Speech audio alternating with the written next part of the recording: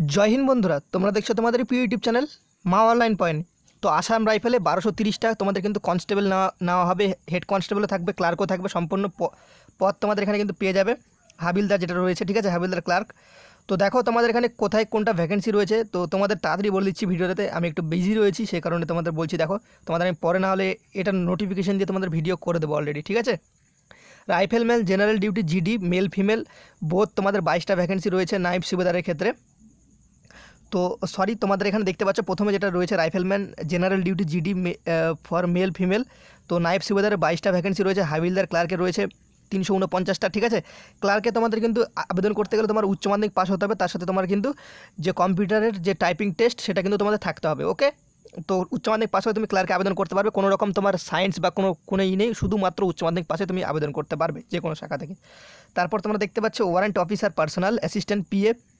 তো male female দুজনে আবেদন করতে পারবে, 19 জন আছে ভ্যাকেন্সি। রাইফেলম্যান ইলেকট্রিক্যাল ফিটার, তো এগুলোতে তোমাদের এক্সট্রা সার্টিফিকেট লাগবে, ঠিক আছে, আইটিআই কোর্স বা এখানে তোমরা দেখতে পাচ্ছ রাইফেলম্যান লাইনম্যান ফিল্ড এলএনএম, তো দেখতে পাচ্ছ এখানে 29টা, এগুলো তো তোমাদের আলাদা কিন্তু সার্টিফিকেট লাগবে, ঠিক আছে। তারপর একটা দেখতে পাচ্ছ warrant office radio mechanic RM, সেটা সায়েন্স নিয়ে লাগবে। তোমাদের যেটা তোমাদের মাধ্যমিক পাস সিম্পল তোমরা যেটা আবেদন করতে পারবে সেটা তোমাদের আমি বলে দিচ্ছি, আর কবে থেকে আবেদন করতে পারবে তার তারিখ আমি কিন্তু ভিডিওতে বলে দিচ্ছি।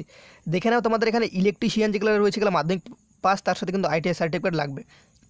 প্লাম্বারের ক্ষেত্রেও, ফার্মাসিস্টের ক্ষেত্রে তোমাদের উচ্চ মাধ্যমিক ফার্মাসিস্টের সার্টিফিকেট, এক্সরে সার্টিফিকেট তোমরা দেখতে পাচ্ছ, এক্সরে অ্যাসিস্ট্যান্ট যেটা রয়েছে সেখানে কিন্তু তোমাদের কোর্সগুলো লাগবে, ওকে।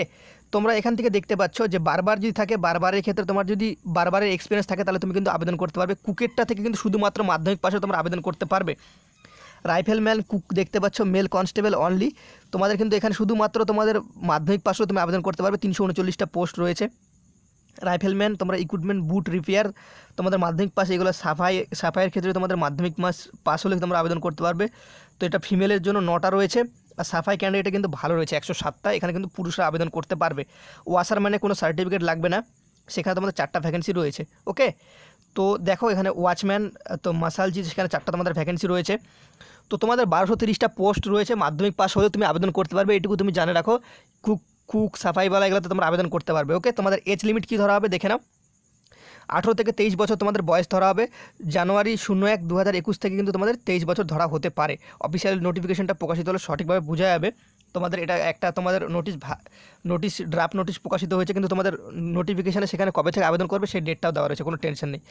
SC ST ক্যান্ডিডেটরা 5 বছরের ছাড় পাবে, OBC ক্যান্ডিডেটরা 3 বছর তোমরা কিন্তু ছাড় পেয়ে যাবে, ওকে।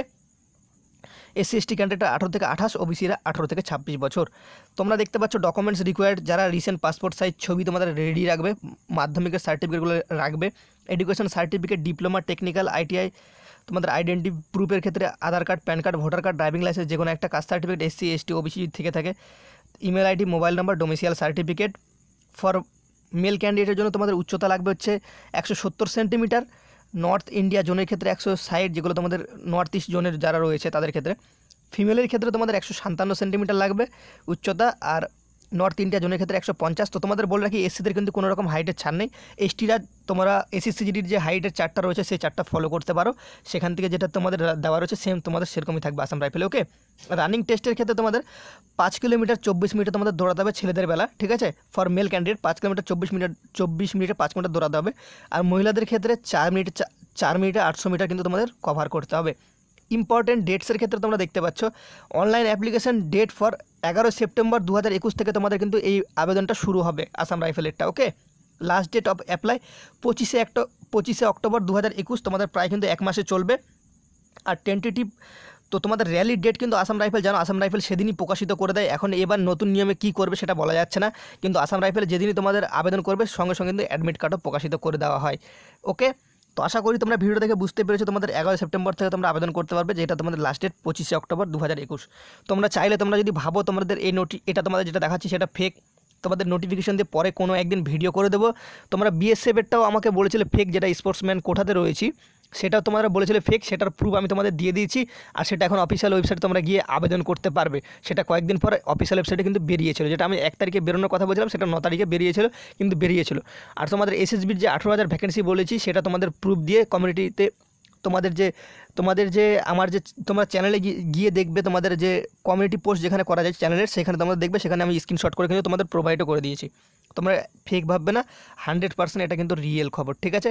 তোমাদের এই ভ্যাকেন্সিটা এই তোমাদের যে ডেট দেখতে পাচ্ছ এই ডেটেই আসবে। তো আশা করি ভিডিও দেখে সম্পূর্ণ কিছু বুঝতে পেরেছো। যদি না বুঝতে পারো অবশ্যই কমেন্ট করে জানিয়ে দিও আমাকে। চ্যানেলে প্রথম হলে অবশ্যই সাবস্ক্রাইব করে পাশে থাকা বেলবালা ঘন্টিটা অন করে দিও। জয় হিন্দ, জয় ভারত।